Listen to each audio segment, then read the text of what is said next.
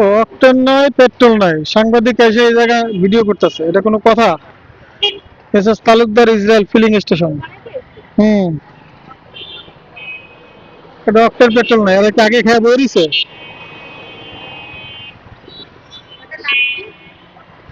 সাংবাদিকরা নিউজ করার জন্য আসছে। কি আছে, অক্টেন পেট্রোল আছে?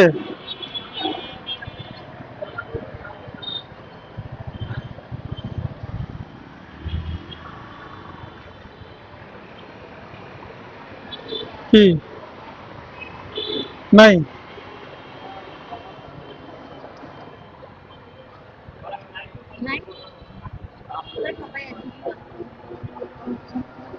এই হচ্ছে অবস্থা বরিশালের মধ্যে।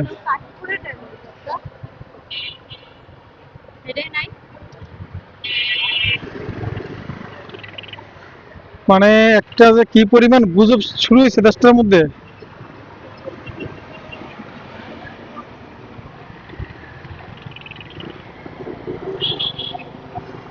ও এরা মেশিন টেশিন বন্ধ করে দিয়া তারপর চলে গেছে। ওই যে এগুলো এগুলো কাজ হয়েছে কি, মানে এখন পাবলিকের উচিত এর মধ্যে ধরে ভাঙে আগুন লাগাই দেওয়া। ধরে যে ভাঙে আগুন লাগাই দেওয়া তাহলে ঠিক হইব।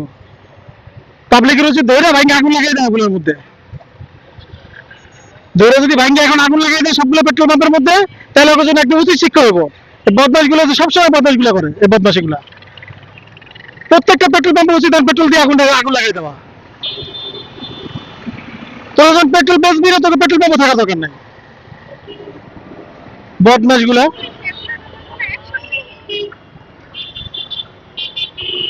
ওই যে দাম দাম বাড়াইবো মনে হয় রিসেন্টলি, সবগুলো পেট্রোল পাম্পের উচিত এখন একটা আগুন জ্বালায়া ধ্বংস করে দেওয়া,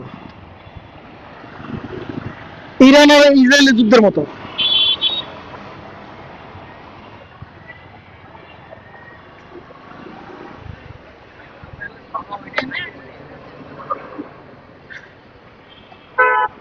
এই সবগুলোর উচিত পেট্রোল দিয়ে আগুন লাগিয়ে ধ্বংস করে দেওয়া, তাহলে সব একদম ভালো মতো হইব।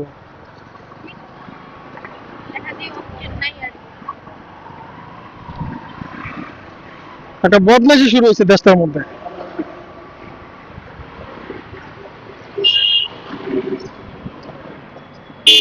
ওদিক দিয়ে সরকারিভাবে বলা হইতেছে যে পেট্রোল অক্টেনের কোনো ঘাটতি নেই, আমরা 14 দিন পর্যন্ত আমাদের স্টক মজুদ আছে, অ্যাভেলেবেল।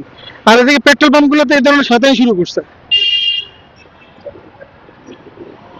প্রত্যেকটা বাংলাদেশের প্রত্যেকটা পেট্রোল পাম্পে এখন এই বদমাশিগুলো শুরু করছে। এগুলো উচিত এখন পাবলিকের উচিত আইসা একেবারে পেট্রোল পাম্পের মধ্যে আগুন লাগাই দেওয়া উচিত। তো পেট্রোল থাকবো না, তোর পেট্রোল পাম্পও থাকবো না, পেট্রোল দিয়ে আগুন দিয়ে ধরাই দেওয়া উচিত।